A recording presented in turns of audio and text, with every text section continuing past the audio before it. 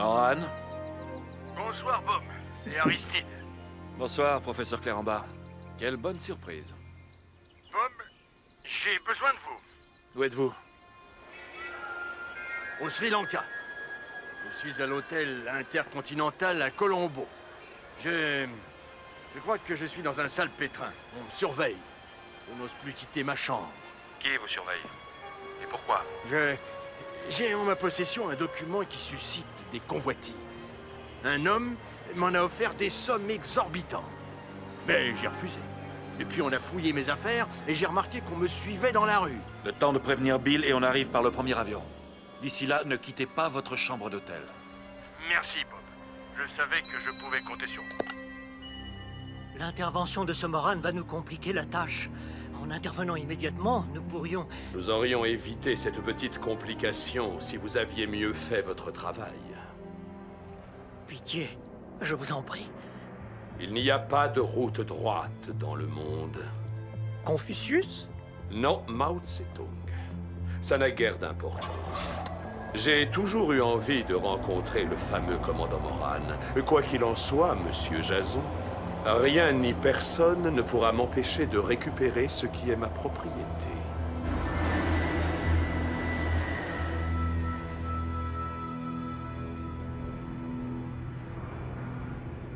Merci, mademoiselle.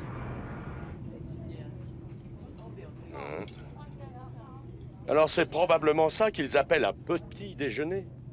Console-toi, Bill. Tu vas être servi. L'Inde est un pays à ta taille. Et j'imagine que les problèmes du professeur Clérambar le sont aussi. Vaudrait mieux, commandant. Un peu d'action nous fera pas de mal. Bill, s'il te plaît, cesse de m'appeler commandant. Oui, commandant. Mademoiselle. Mademoiselle.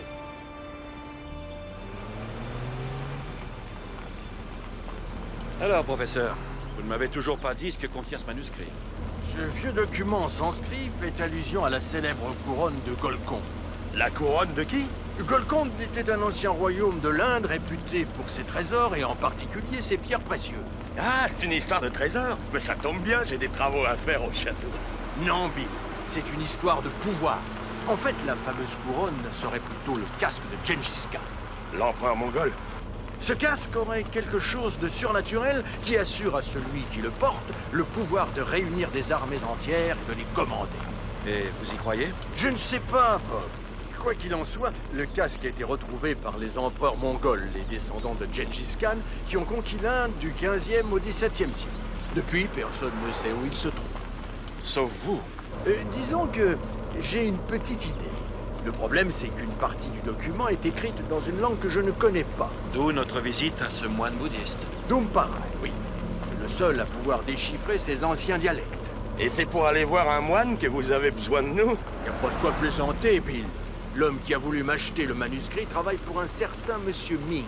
Qui est ce monsieur Ming? Personne ne le sait vraiment, mais il est craint dans toute l'Asie. On dit que c'est le diable en personne. J'ai hâte de faire sa connaissance.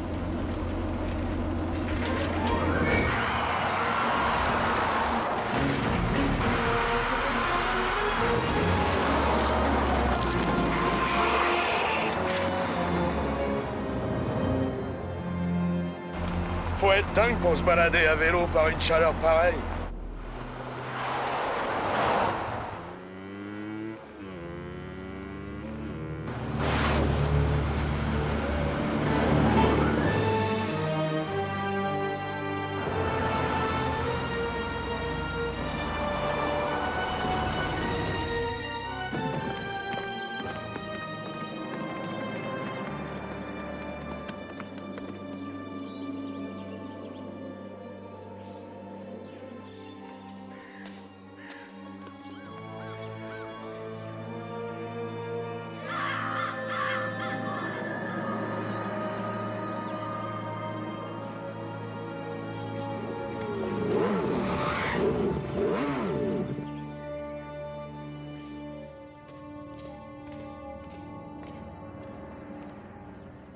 Approchez. Approchez. Je vous attendais. Vous nous attendiez? Le futur est écrit à celui qui sait lire. Et le présent appartient à celui qui sait agir. Litienne, 4e siècle après Jésus-Christ. Vous êtes bien savant pour un occidental. Monsieur Moran. Mais asseyez-vous, je vous en prie. Et dites-moi ce qui vous amène. Je croyais que vous lisiez dans l'avenir. Certaines de ces lignes sont écrites en très petits caractères. J'ai ce document ici avec moi, sur lequel j'aimerais avoir votre opinion, votre sainteté. Intéressant. Très intéressant. Il y a un passage vers la fin que je ne peux absolument pas traduire. Oui. Oui, c'est du mongol. Mais l'alphabet en est très peu connu. Il s'agit d'un lieu secret.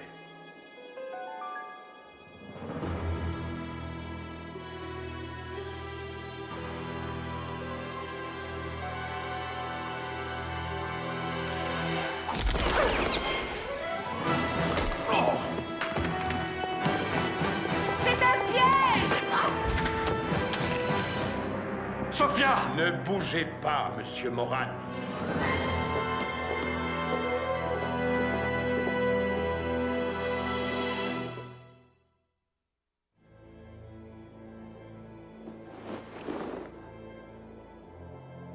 Ming, je suppose. C'est mon nom, en effet. Et qu'avez-vous fait du véritable Dumparai? Espèce de bandit! Ne vous inquiétez pas pour lui. Je ne tue que lorsque c'est nécessaire. Qu'allez-vous faire de nous?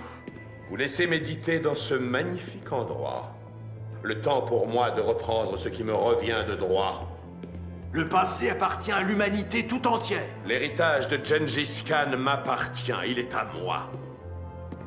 Je détruirai quiconque s'opposera à mon œuvre et à ma destinée. Pourtant, je suis un homme magnanime. Vous m'avez été d'une très grande aide, professeur Clérambarre.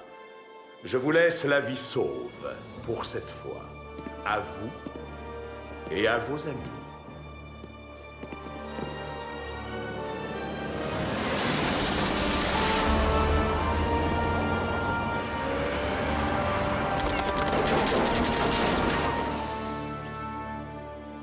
Je serais curieux de savoir comment tu as atterri dans cette galère, Sophia.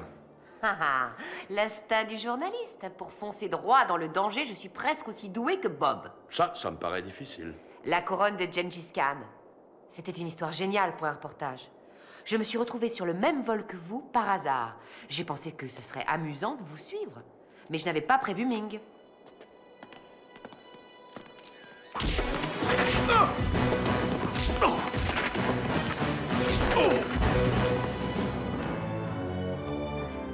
Sophia, professeur, occupez-vous des gardes et essayez de retrouver Dumparai. Bill, tu viens avec moi. On nous a fauché notre charrette. Comme tu dis. Non, c'est pas vrai. Et si.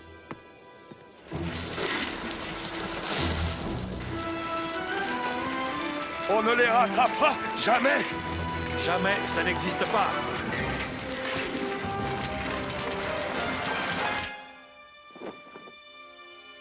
Vous êtes Dumparai.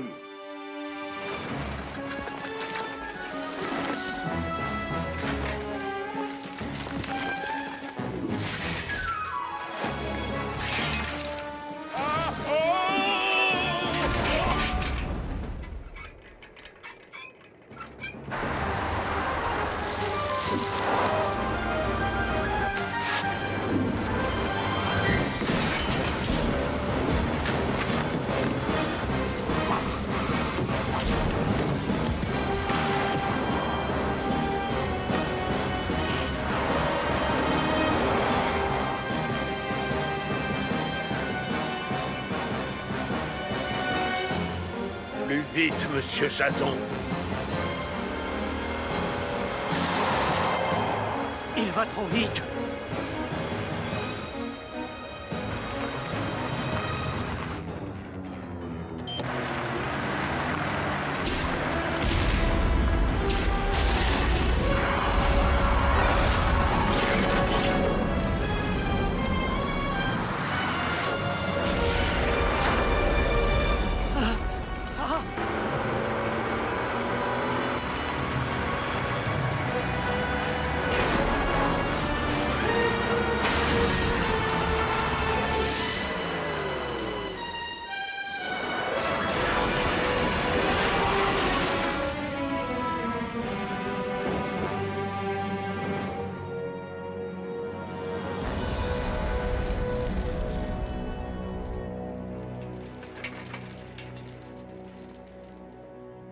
C'est tout ce que nous pouvons apprendre?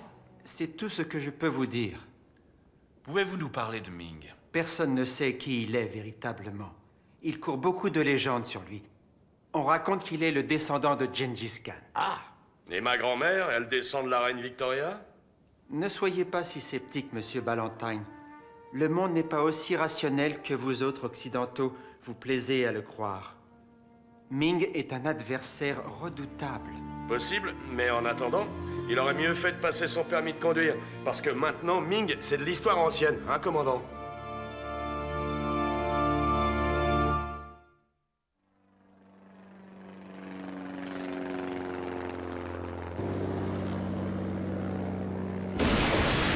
Si on est obligé de faire demi-tour, on n'aura pas d'autre occasion avant longtemps.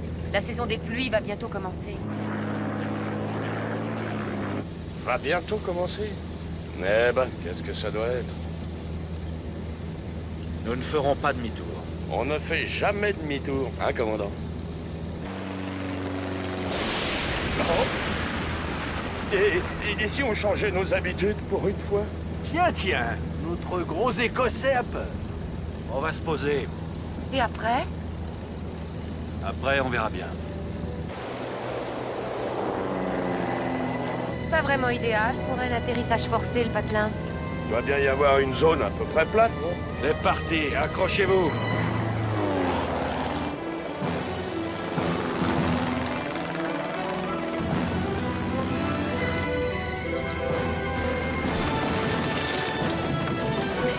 Mais arrête-toi, tas de ferraille!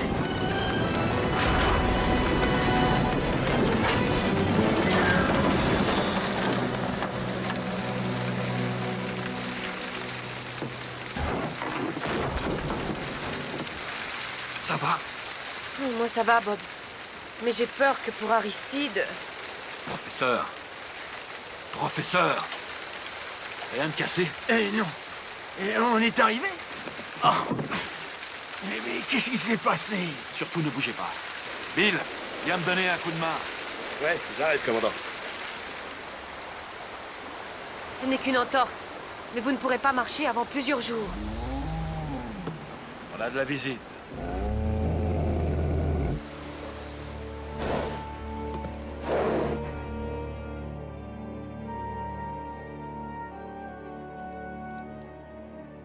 Ming halaba hala, kazabal bala. Muspaptara mana mumstala voshaka. Onashana, mahana, nashaha, nasha. L'histoire de Ming est bien connue dans la région. On dit qu'il est immortel et qu'il veut faire renaître la civilisation chinoise traditionnelle et l'étendre partout dans le monde. Il est convaincu qu'il a le devoir de sauver l'humanité. Mais les paysans le craignent car il est cruel. Ils connaissent l'endroit exact où se trouve le sanctuaire de Ming? Oui, ils connaissent l'endroit, mais ils refusent catégoriquement de nous conduire jusque-là. Ce lieu est maudit. Ils ont peut-être raison. Ils ont croisé ce matin une caravane qui se rendait là-bas. Et alors? Je ne sais pas trop. J'ai un mauvais pressentiment. Nous allons vous laisser en arrière avec vos nouveaux amis, professeur. En marchant vite, nous pourrons arriver avant qu'il soit trop tard. Trop tard, pourquoi? En marchant vite.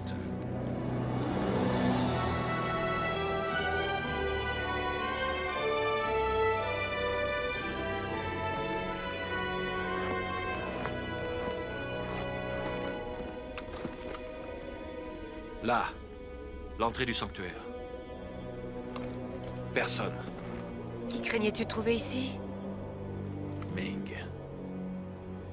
Bah, voyons, commandant, c'est impossible. Il est mort carbonisé.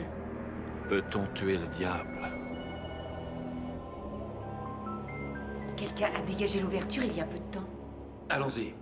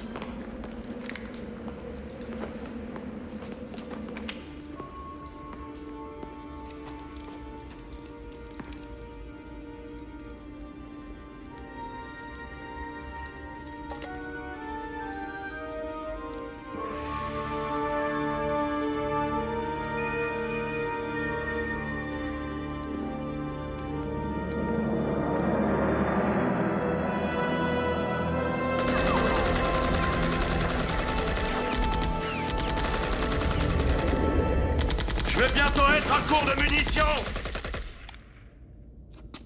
Moi, c'est déjà fait.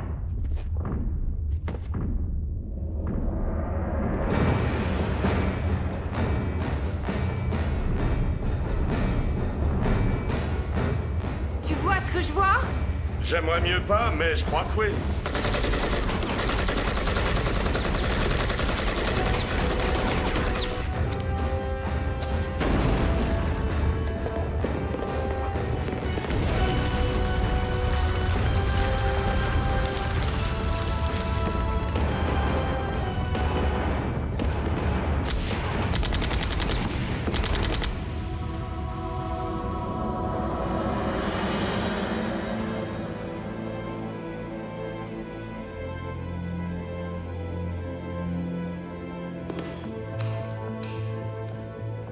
Vous croyez mort? Ne vous a-t-on pas dit que j'étais immortel, monsieur Moran? Je ne crois pas tout ce qu'on me raconte. Vous auriez pu tirer, vous êtes un faible. Je ne suis pas comme vous, Ming. Je ne tue jamais de sang-froid. C'est votre perte, Moran.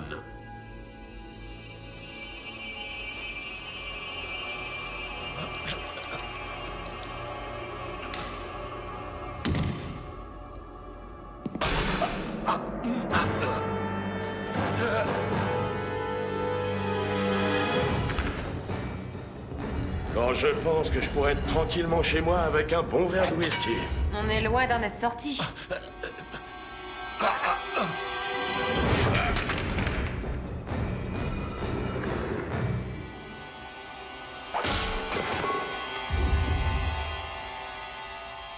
Bah quoi? Ils ont plus de piles?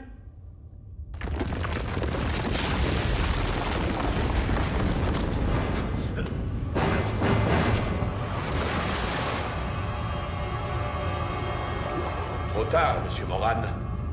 La force de Gengis Khan est en moi.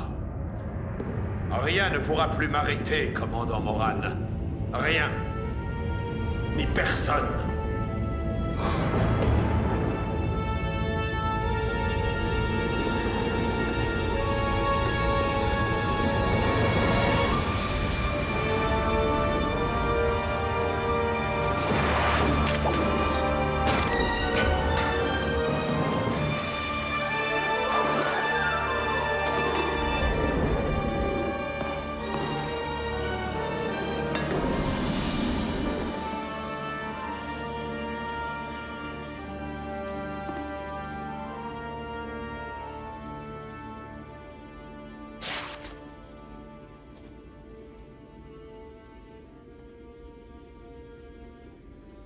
Pourquoi faites-vous ça?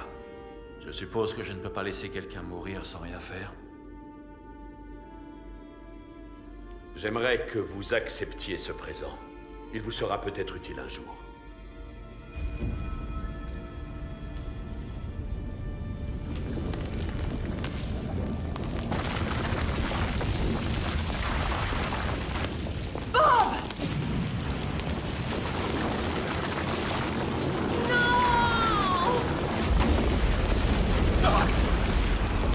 Il faut sortir tout de suite! Cette ruine se déglingue de partout. Il faut se grouiller, commandant.